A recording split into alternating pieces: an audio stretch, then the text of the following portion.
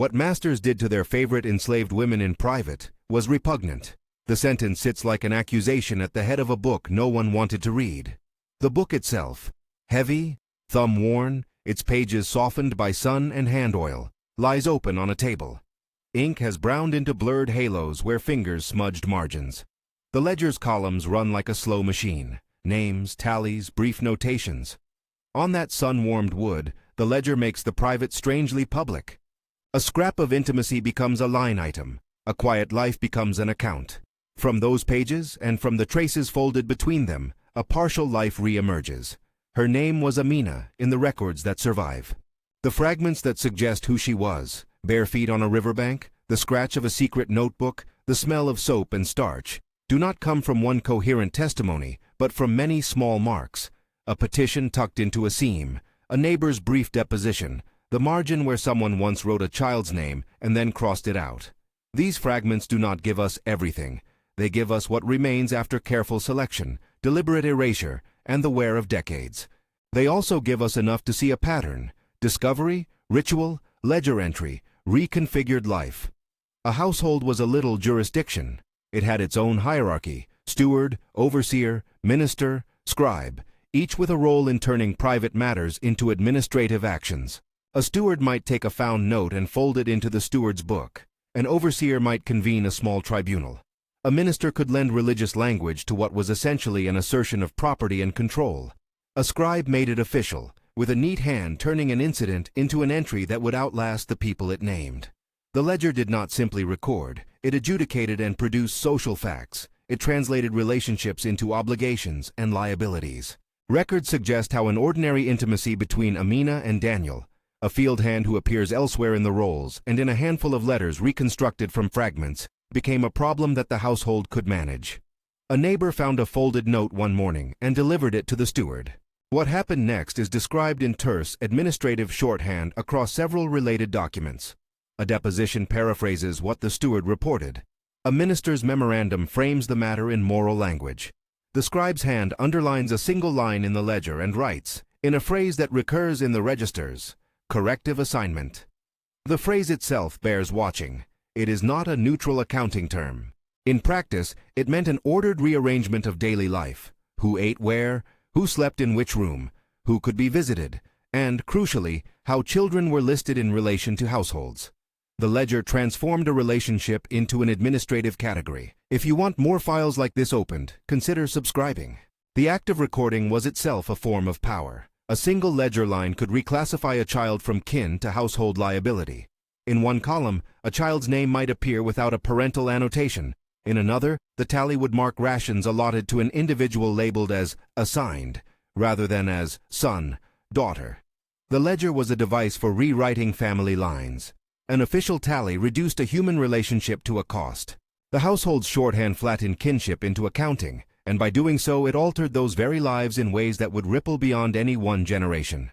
The mechanics of what the records call corrective assignment can be traced across several entries that cluster in one section of the ledger. At first, the language is procedural: a note of discovery, a steward's receipt, a minister's certificate. Then a short memorandum in the margin, sometimes barely legible, offers a ritual frame: a palm coin, an invocation, a sprinkling of water. The ritual was not merely ceremonial. It performed authority in two registers. It drew on religious speech that could appear, to the household, to justify the action. It also functioned as a public marking. The minister's words made the household's response look like moral correction rather than coercion. The physical token, sometimes referenced as a coin or small payment, gave the appearance of exchange. The ledger will often note a token amount beside the newly rearranged allocation to the woman's household account. Yet records suggest that the coin did not make consent. It made a transaction legible in household books. The ritual and the note together allowed the household to say that it had acted with propriety. The immediate material consequences documented in the ledger were concrete and severe. Rations could be reduced. Bed access could be altered so that sleeping quarters shifted from interior rooms to less private spaces. Movement could be supervised, and letters censored. In practice, the household's entry would trigger a string of operational changes. The steward adjusted the bread tally, the overseer reassigned turns at the well, the scribe noted an assigned cohabitation in the margin. The parish register or letter log might show that Daniel was posted elsewhere soon after an entry appears, transferred in the ledger's columns to a different field gang, an arrangement that the household called a corrective separation. That was sometimes credited as discipline. For those who lived it, it was enforced separation that reshaped daily rhythm and intimacy. It is important to be clear about what the records show and where they remain ambiguous. The surviving documentation does not typically record private conversations or inner intentions. It gives the formal steps the household took, the ritual signals that accompanied them, and the material shifts that followed. When depositions survive, they paraphrase rather than reproduce speech. When inspectors wrote marginal notes, they did so in shorthand. Conservation notes sometimes reveal that pages were trimmed or palimpsests were scraped away, evidence itself of deliberate erasure. Where the paper shows cuts or where pages are missing, historians and conservators must resist filling gaps with certainty. We trace patterns across many files to make stronger claims. The pattern that emerges here is not one isolated incident. It is a set of repeated administrative practices that convert intimacy into institutional control. The ledger's effects extended into genealogy. When a child's name appears under an assigned column, rather than linked to a maternal entry, the ledger makes a choice about belonging. It has weight, a notation that a child is to be fed as a household charge, not recorded as an acknowledged offspring, reorganizes legal and social categories. Years later, those ledger pages would be the documents a historian reads to reconstruct family trees. The record's arrangement therefore shapes the future. Who could claim inheritance? Whose lineage would be recognized? Which names would be passed on? Reclassification was not merely symbolic. It translated into material realities. Rations, space, and social standing inside the household and beyond. Daily life after such an entry is visible in smaller, more mundane marks. The steward's notebook shows adjusted rations, a subtraction in the margin next to Amina's name. A lodging list shifts her sleeping place from an interior room into a corner of the communal dormitory, an architectural move that made privacy impossible. Correspondence between household officials includes phrases like letters inspected or correspondence censored, indicating supervised communication. There are notes about visits curtailed, neighbors' names crossed out in visitation logs, a signature replaced by the steward's mark. These are the ordinary bureaucratic levers that enforce the household's determinations. Their language is prosaic. Their consequences are intimate and lasting. Threat and control were reinforced through the ledger's endurance. Lashing or physical punishment might leave marks that fade. Paper entries can persist for generations. A ledger entry stamped in a scribe's hand stays. It is portable into laws or customs memory. The household could therefore rely less on visible violence and more on administrative permanence. The ledger authorized future officials to treat certain people in particular ways because the record said so. The administrative act of writing made future denial easier. A child listed as a household charge becomes, for bureaucratic purposes, a unit of expense and labor rather than a recognized descendant. Resistance and survival appear in the margins and the folds. Amina's story is not only one of imposed categories, it is also threaded with acts that insist on selfhood. Hidden letters were a common form of defiance, notes folded into hems, tiny scraps stitched into the lining of garments, messages written between known lines in a ledger and then rubbed out with a blunt tool. Conservator Amelia, who spent months handling the fragile cuff that would later become the artifact most closely associated with Amina, found a folded paper tucked into the seam. The writing on it, faint as it was, did not match the formal ink of the household registers. It was written in a hurried hand, with language that spoke to kinship and care. For those who read the ledger as authority, such marginalia were noise. For those who were its subjects, they were evidence that another narrative persisted. The stitched cuff itself is a form of testimony. It is a small piece of textile, mended repeatedly, patched in different hands. Someone, sometimes Amina, perhaps, embroidered a name inside the cuff. The stitches are uneven, the thread frayed, but the act of stitching a name into a garment is deliberate and defiant. It insists on presence. The cuff was discovered decades later between pages of the ledger, wrapped in a scrap of oilcloth. Conservation notes describe how the textile absorbed a different kind of record: sweat, smoke, and the faint residue of soap. The cuff bears the mark of labor and of care, but it also bears threaded proof that private acts of belonging could not be wholly effaced by administrative entries. Material culture, in this way, becomes a counter-archive. Other acts of resistance surface in petitions that were refused, in signatures withheld in meetings where the other's voice might have mattered, in the quiet sharing of knowledge. Scribes and inspectors sometimes recorded that instructions to teach were secretly circulated. Neighbors' depositions speak of a woman who taught children to read in the back corner of a storeroom when eyes were turned. Those are small rebellions, often invisible in formal files, but the leathered tread of survival shows through fabric and letter. These actions complicate any narrative that would see enslaved people only as passive objects. They show continuous agency, even under coercive systems.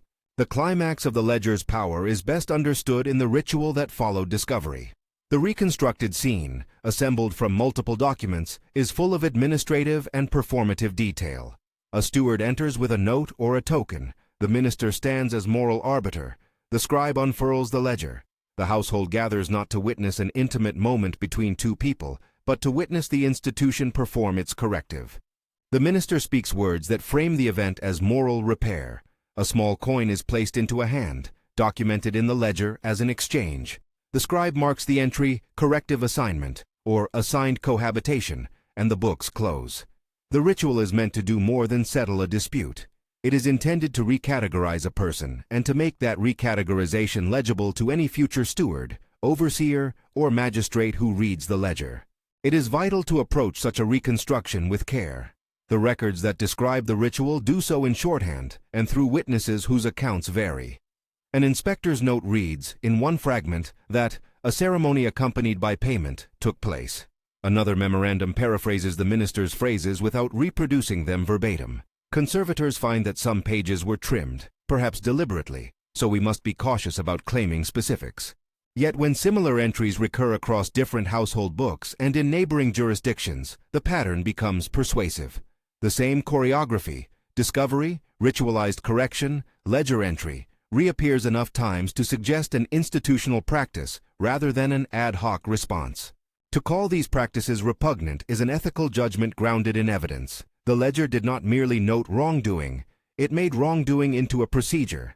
That transformation is what marks a particular cruelty, the conversion of private coercion into an administrative routine that can be reproduced, taught, and handed down. The ledger's authority normalized the treatment. What might have been a private abuse becomes a method of social regulation. It is a kind of bureaucratic violence that is less flashy than a lash, but no less harmful, because it shapes identity, access to resources, and the recognition of kinship over time. Historians and archivists play a role in making these patterns visible. Investigator Lewis and Professor Andrews, working with conservator Amelia, confronted a set of difficulties common to this work. Pages had been removed, some entries were erased or faded, margins were cut. To reconstruct Amina's life, they had to triangulate, compare the ledger with depositions, cross-reference overseer notes and visitation logs, and examine the material artifacts that could not be reduced to ink. Conservation work, in turn, revealed that the cuff had been deliberately hidden between pages. A survival strategy meant to place private evidence inside a source that most household officials treated as public record. That act, hiding a cuff in a ledger, is itself a paradox, placing a personal mark within the very instrument of administrative control. The historian's method here is forensic and cautious. We assemble fragments, mark where certainty stops, and name the practices that recur across cases. We do not claim to know private feelings or to reconstruct scenes in full sensory detail. Instead, we show how paperwork functioned to regulate bodies and families. We point to the ledger as an instrument that codified a set of options and constraints. In doing so, we do not erase human resilience. On the contrary, we highlight it. Hidden letters, furtive teaching, stitched names, because these acts reveal a continuous human insistence on belonging and dignity. There is a moral question that follows the archival one. What do we do with the ledger once we have read it? Preservation matters because these documents are not neutral. They testify both to harm and to resistance. Supporting archival work is not merely the pursuit of records. It is an ethical act that preserves the traces of lives that paperwork tried to overwrite. Conservators like Amelia clean fibers, mend tears, and stabilize ink so that future readers can see, with as much fidelity as possible, the evidence of both domination and defiance. Those efforts are small and exacting. They are also urgent. Paper decays, stitches loosen, and institutional memory can vanish. When I first held the cuff, it felt like an ordinary object until I saw the stitch. Deliberate, inward-facing, meant to be hidden. It was proof that someone refused the ledger's silence. It meant that, however the household's books categorized her, Amina had made an assertion of self. Her name, however faintly stitched, resisted being reduced to a column. That resistance is what makes the archival work worthwhile. It is what transforms a ledger from a mere administrative tool into a contested site where human dignity is both denied and claimed. The ledger remains a troubling witness. It shows the mechanics of an administrative cruelty, how ritualized response and bureaucratic habit could be married to the private exercise of power. It makes clear that the household did more than punish.